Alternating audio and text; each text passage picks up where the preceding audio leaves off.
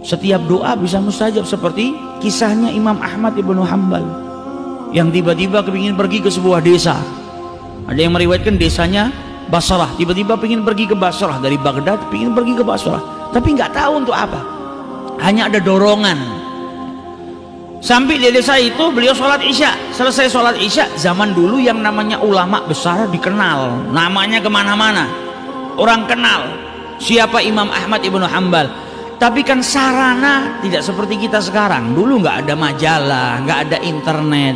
Jadi orang kenal namanya Ahmad ibnu Hanbal, tapi belum pernah berjumpa. Imam Ahmad bin Hanbal ini kadang kalau keluar dari Baghdad jalan, orang berpapasan, nggak ada yang tahu kalau itu Ahmad ibnu Hanbal. Pakaiannya juga mutawadhi. Sampai di desa itu dia sholat isya, selesai sholat isya mau berbaring, mau istirahat, diusir sama yang jaga masjid. Dia nggak tahu kalau yang diusir Ahmad ibnu Hanbal. Imam Ahmad bin Hanbal juga nggak sombong. Engkau nggak tahu saya Ahmad ibnu Hanbal. Kalau dia ngomong akan dimuliakan, masuk di kota manapun akan dimuliakan orang. Tapi dia nggak ngomong. Keluar di depan pintu masjid dia tidur. Yang jaga masjid mau nutup pintunya, ngelihat ada Ahmad bin Hanbal tidur situ, diusir lagi. Bahkan ditarik keluar dari masjid. Masjid ini bukan tempatnya orang tidur, ayo keluar.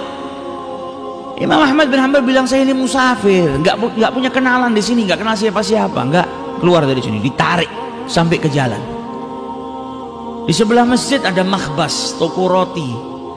Maka pemilik toko tadi ngelihat ada orang ditarik keluar, oh, ini mesti orang asing, nggak punya tempat tinggal, dipanggil. Syekh, sudah tua, kau nggak punya tempat tinggal? Ya, saya nggak punya tempat tinggal.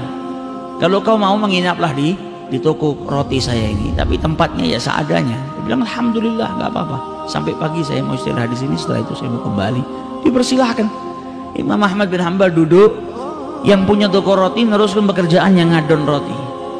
Dilihatin sama Imam Ahmad bin Hanbal, ini orang ngadon roti sambil bertasbih kepada Allah, sambil bertakbir, bertahmid, bertahlil. Subhanallah, alhamdulillah, wa la ilaha illallah, Allahu akbar, astagfirullah, subhanallah, alhamdulillah, ngadon rotinya. Dilihat sama Imam Ahmad bin Hanbal, kemudian ditanya, dari kapan engkau dalam keadaan seperti ini?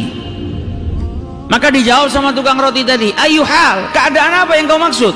Ya ini, kau ngadon roti sampai berzikir kepada Allah sudah lama. Saya selalu membiasakan diri saya selalu dalam keadaan berzikir kepada Allah Subhanahu wa taala. Maka ditanya sama Ahmad ibn Hanbal, apa yang kau dapatkan dari zikirmu itu? Manfaatnya apa? Berkahnya apa yang sudah nampak, yang nyata?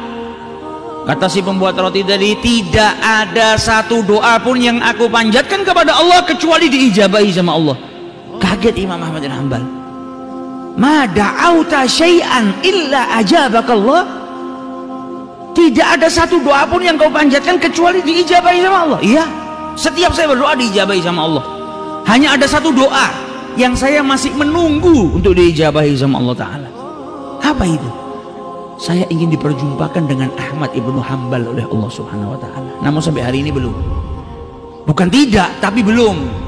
Saya lagi menunggu kapan saya bisa diperjumpakan oleh Allah Subhanahu wa Ta'ala dengan idola saya, Imam hadzal asr, yaitu Imam Ahmad ibnu Hanbal. Kata Imam Ahmad ibnu Hanbal, ha ana Ahmad ibnu Hanbal. Ini di depan kau Ahmad ibnu Hanbal. Tidak dikeluarkan saya dari masjid dan tidak diseret-seret saya ke jalanan kecuali gara-gara doamu. Gara-gara zikirmu ini saya diseret, saya berangkat dari kota saya ke desa ini, sampai desa ini mau tidur di masjid saja sampai diusir, diseret keluar, dimasukkan ke tokomu. Ini tak lain karena Allah Subhanahu wa Ta'ala mengijabahi doamu. Zikirmu yang jadikan saya masuk ke toko roti ini.